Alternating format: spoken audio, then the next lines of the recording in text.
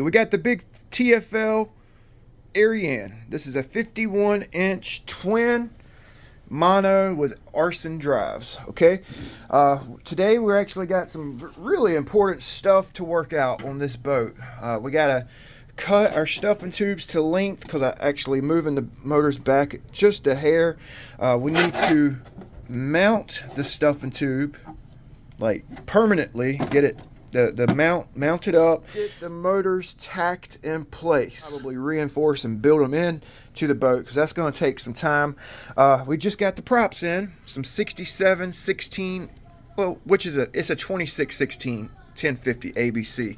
I'll probably finish the boat before I finish balancing those freaking props. Stick around, Big B, we're Ironclad RC.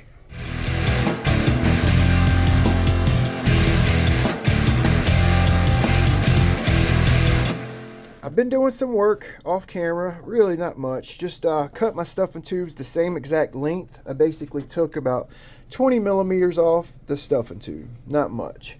I took some 500 and 1000 and then my never dull, and I shined up my stuffing tubes because it just looks better. Okay, so now we know where they're going to be at. All right, I got my mounts exactly the same on both of them, so we're basically about to epoxy these in. Pretty simple. Gonna use the mounting cloth. I figured this mounting cloth would kind of match the Kevlar a little bit better than a big piece of carbon fiber right here, you know, so we're going to use this to mount it.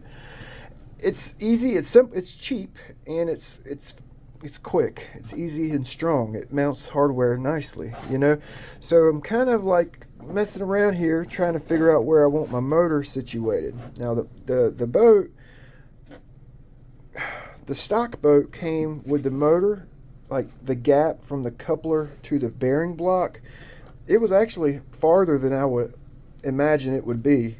Brian mentioned that the motor, the distance from the bearing block allows the mount right here, it allows you to kind of pull the stuffing tube up a little bit so you can actually like pull the cable out without having to pull the motor. With this big gap, he has a 3-piece coupler, has the insert, you know, the nut.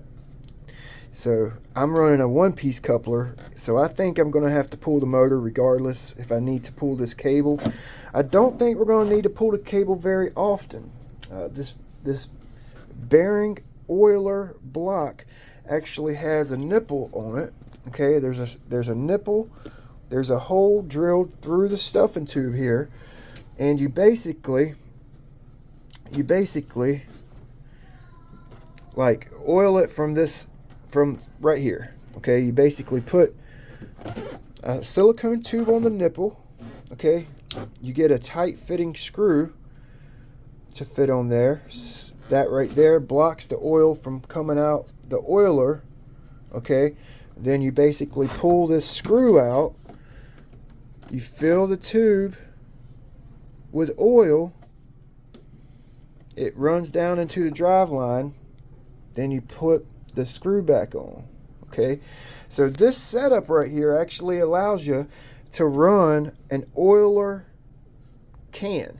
Okay, it's a little reservoir, micro reservoir with a mount that gets mounted above the oiler block, and oil, you fill it with oil, it has a screw on it, screw top, and the oil drips down into the stuffing tube. So it's always oiling. Now I don't think I'm going to get an oiler reservoir unless I get just one and I can like tee both sides off of it.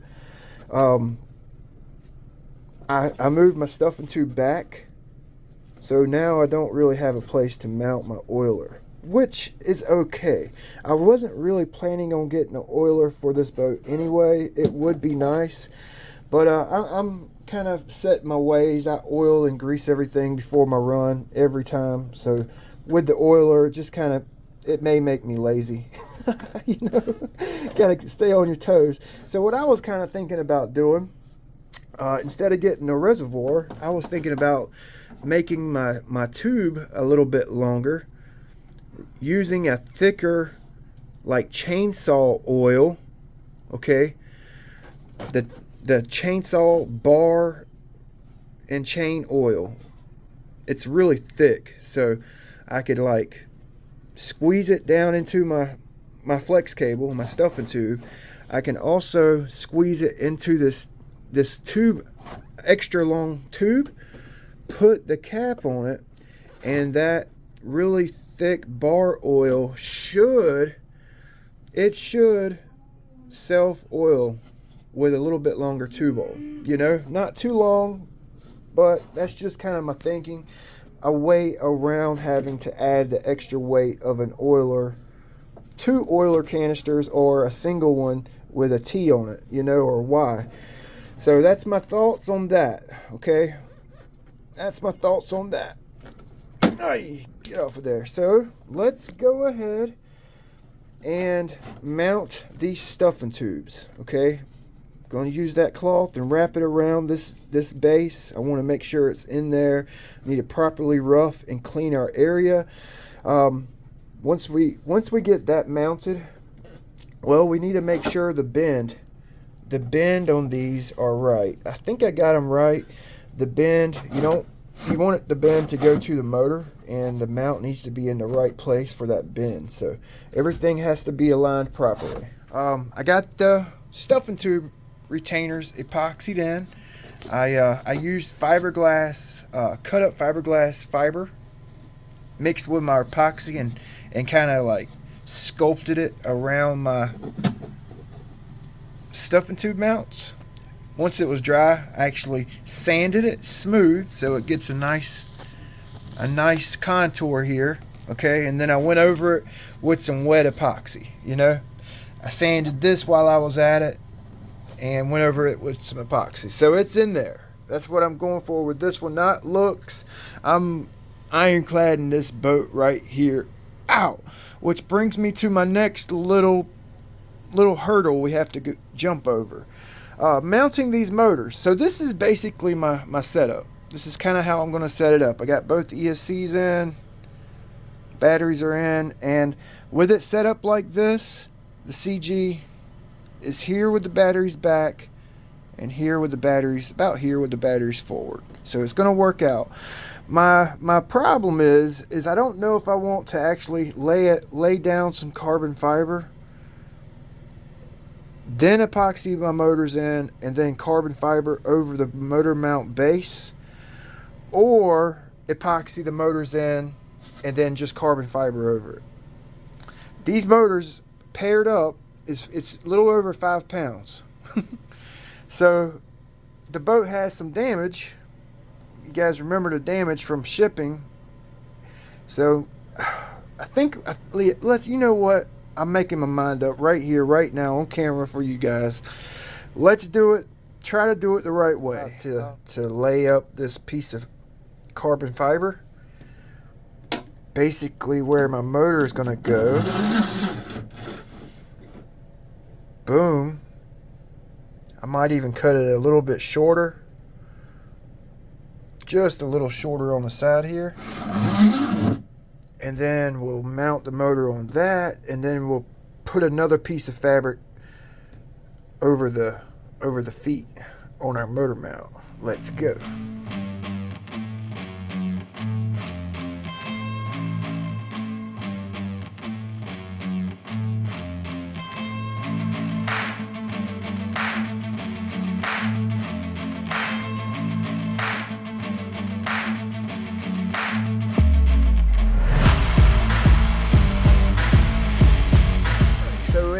It's the next day, and I just kind of set these motors in here to make sure I had laid my fabric out where it needed to be. And I think we got it. I really do. So I didn't want to go too big with it because I wanted to actually like overlap off of it once I start laying in my carbon fiber for the actual, building the mount into the boat aspect. You know, I wanted it to actually come off of this, so I didn't want to put in a too big of a piece. These little guys right here will get you. So I'm actually going to try to cut these off with the grinder, grind them down. I'm going to have to rough it all up anyway, because we're about to epoxy motors in like right now, actually. Okay, all right, so I'm finally getting the nerve up to epoxy this motor into the boat.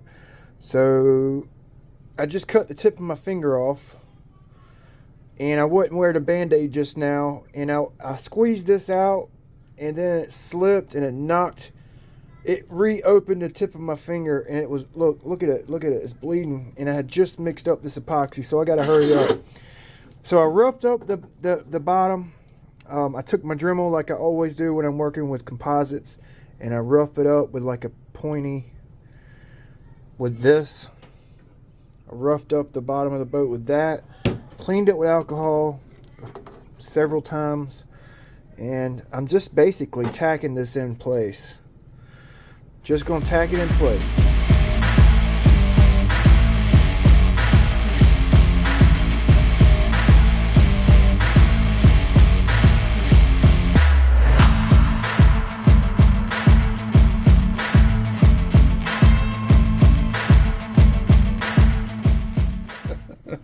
Oh man, I'm freaking out, boys. I'm freaking out here. I got it tacked down. I got it where I wanted, I think. All right. So it's kind of throwing me off because these things here, you can turn them, and the bend, it turns with it, you know. So like I'm like debating on whether or not to run it like right here or like right here, which I could change all this later on. But I'm just trying to get the motor lined up. I want to make sure I have enough room to put the other motor, you know, once I get it lined up, because it actually kind of looks rather close to the keel line there, you know. Gee, oh, I'm freaking out. So it's the next day, and I got the motor installed. Let's see how strong it is. It's a heavy boat. It's a heavy boat right now. It's in there. All right. The alignment looks good. Man, that DP420 is some good shit. Not even kidding. See how I rough this up? You see that? Can you see those lines? I did 40 grit, and then I take my Dremel, and you could feel it. You could feel it. And it really locks in stuff, man. When you properly prep up an area, it will lock it in. Like, this is a big boat. It's heavy. Like, I'm trying to shake it off. You know what I'm saying? And that's just one little thin application. So, that motor's in. Let's see if the other motor is going to fit. It's close. That's what I was worried about. Alright, I got the cable cut the same length here. So, just making sure these nipples are pretty much the same angle, you know, making sure it's parallel with the stuffing tube. Look at it this way, look at it this way, look at it this way, this way, this way, this way, this way, this way, this way, this way, and then you put a weight on it and you're done. So I figured I would mix up some laminating resin. I mixed in some fiberglass hairs, and I'm basically starting to reinforce around these battery posts, you know, just putting these hairs down. I wetted out the area first, make sure I had good contact on everything, and I'm basically just building up fiberglass around it, you know, increasing its footprint in the hull.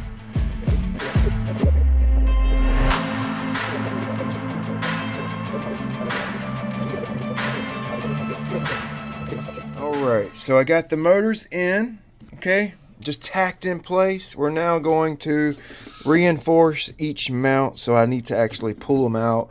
I got the ESCs in here, just wanted to make sure everything's going to work out before I finalize it. Yep. I went ahead and moved my battery tray forward, you know, so I could fit the ESCs in line. because the only other way is to do it like this, and I would be stretching this one wire really far, or I'd have to actually put the ESC on a tray, and I really just wanted to double side tape them down, you know.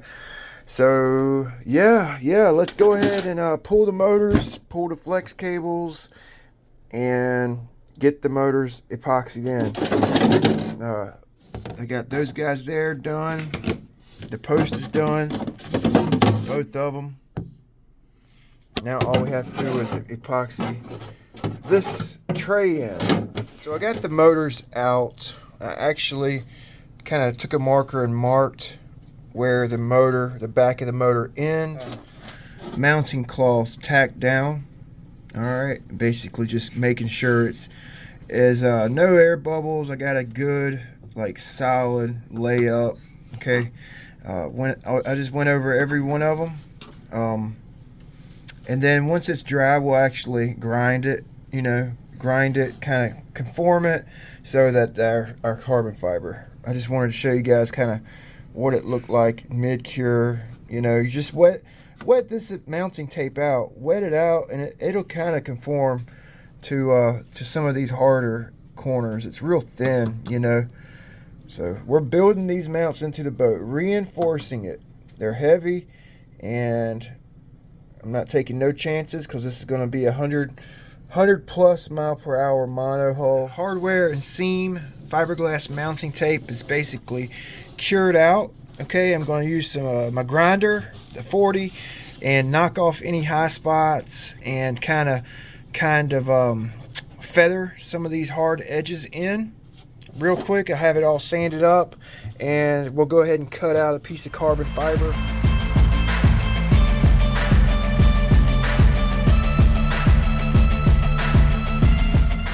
Alright, so I got her all sanded and kind of manicured. All the hard or rolled edges are grinded down, and we're about to make a little template so we can cut out our carbon fiber the right size.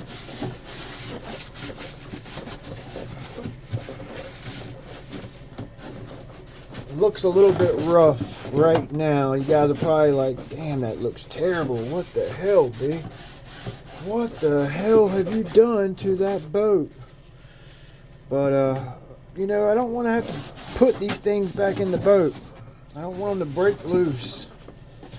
And these mounts, you know, they only got this holding them in. So you gotta build them in. I don't care. I don't care what anybody says. This is how I'm doing it. If you don't like it, go watch Power Rangers or something. Tray goes there. Motor goes here. ESC right there.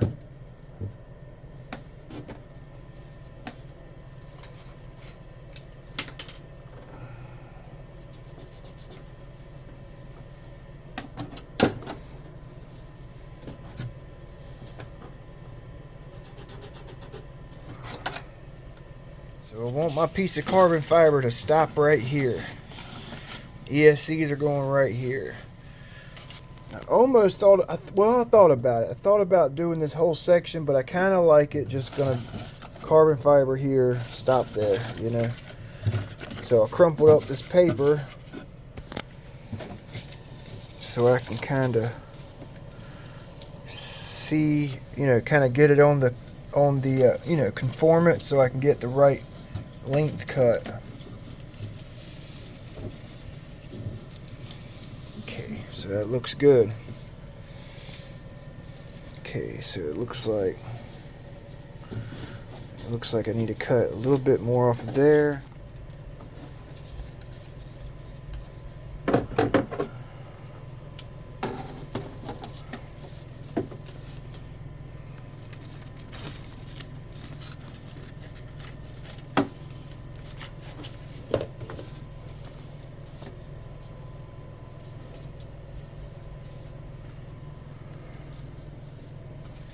Alright, so I got it all cleaned up. I got my epoxy mixed up, and I grew a pair of cojones. Alright, so we're about to put the carbon fiber on. Golly, man. Alright, so which side? What was it? Alright. Okay, so the angle goes forward. Alright, I'm going to try to do this as pretty as I can. Okay, just making sure it fit. I'm losing fabric. Alright, so I'm going to wet it out, then we're going to lay it out.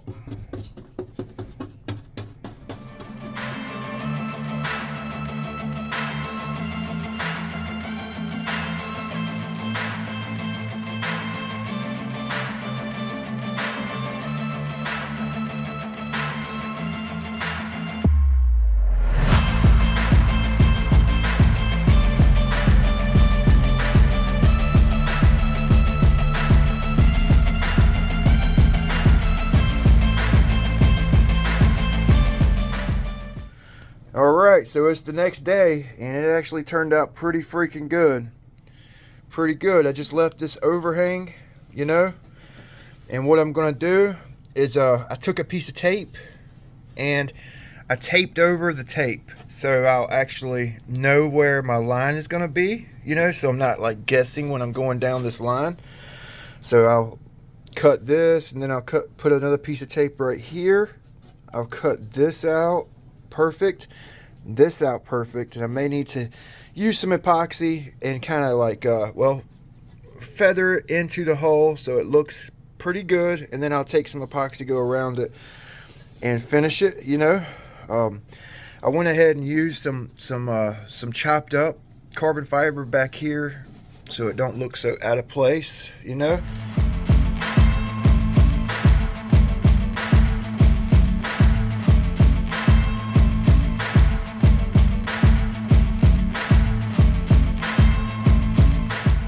Oh, I just got done cutting it, and it looks pretty good, boys. Yeah, boy. Oh, that looks pretty good. Oh, that's the first time I ever done anything like this. Yeah, that's actually pretty clever work right there, you know? It's actually pretty clever work. And I kind of messed up, boys. I kind of messed up. So don't follow my lead. Well, I guess I didn't mess up. You can build it however you want. So I went to go put my motor in, right? And then I was going to put my collet on back here, which I can do, okay? And then I was going to, like, you know, do the cable, but you can't push the cable forward, right? Right? So how are you going to get the cable in, right? So I know why TFL made the really, like, long gap, which I was trying to stay away from, you know. So you could actually get the cable out like this and put the coupler on and then push it down, but it may like put some memory in my cable, which I actually just did trying to do that. So what I'm gonna do, and I wish I would have freaking thought about this before I installed the motors, I'm gonna actually use this stepped bit, and I'm gonna drill this out. I'm gonna drill the motor mount out a little bit so I could put my coupler in there through the motor mount. Either my bits were too small, and I had a couple of bits that were big, but they were too big. So I used the stepped bit, and of course that's gonna leave a step mark in there. So I took my drill with a stone on it and finished it off. Okay, now my collet will go in, even with the screw, you know, not all the way cinched down or seated. It'll go all the way through. So now we'll be able to pull the motor, the cable, the collet all in one shot. I wish I'd have thought about this sooner. So that's why I make my videos, so it will kind of give you guys ideas or remind you to do something similar. If you're running a two-piece cable that you can't pull the cable out the back, you have to pull it out this way. Make life a little bit easier. Drill your coupler hole out if you can, so you can pull your cable all the way out. So I'm gonna get the motors. I'm gonna get boat cleaned up, the motor's mounted. I'm gonna let you go because the video is really long. Oh boy, man, I'm getting close, you guys. So I just have these tacked in place. I did not oil them. I actually need to cut a little bit off of this cable. I don't have any play back and forth. It's kind of like tight in there. This one I have a little bit of play, as you can see, you know, so I'll just kind of push this back into that square end. Oh, did you see that? Huh. I'll push that back into the square end, and I need to shave some off of this one. We need to make our little oiler tube with the cap.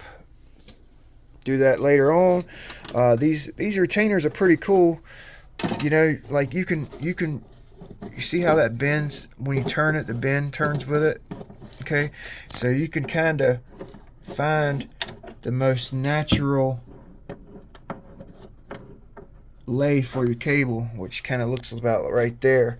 You know, if you needed to, this tube retainer and the mount, you can put a shim in between there. That will kind of like push this out a little bit if you didn't get it lined up properly or something. So it actually looks pretty natural. Okay, turning out really nice. Come a long way. Still got to do this. I'm about to do it right now, off camera. Just wanted to show you guys how the props look. I've been working on them. They're almost done. Spent a lot of time on the props. Yes, look at how they're like behind each other when you turn. You guys see that? Which you won't be turning that much. I'm sure like this much will be all you need. But kind of wild, right? Not much room for error here. So I got to make sure these props are perfectly balanced, you know. One little out of wobble and they might hit each other. So I'm gonna let you go. This thing's long, man. It looks really good. I'm glad I drilled that hole out. That makes it so much easier. Just take 3 or 4 screws out, boom, boom, boom, put it back in, DUN, you know.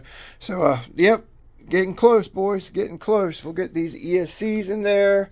I planned all this out. I've planned it all perfectly. You see that? It fits perfect in there. Boom. All right. So, yeah. Thanks for watching. We'll see you next time. Big B with Ironclad RC. Like, comment, and subscribe.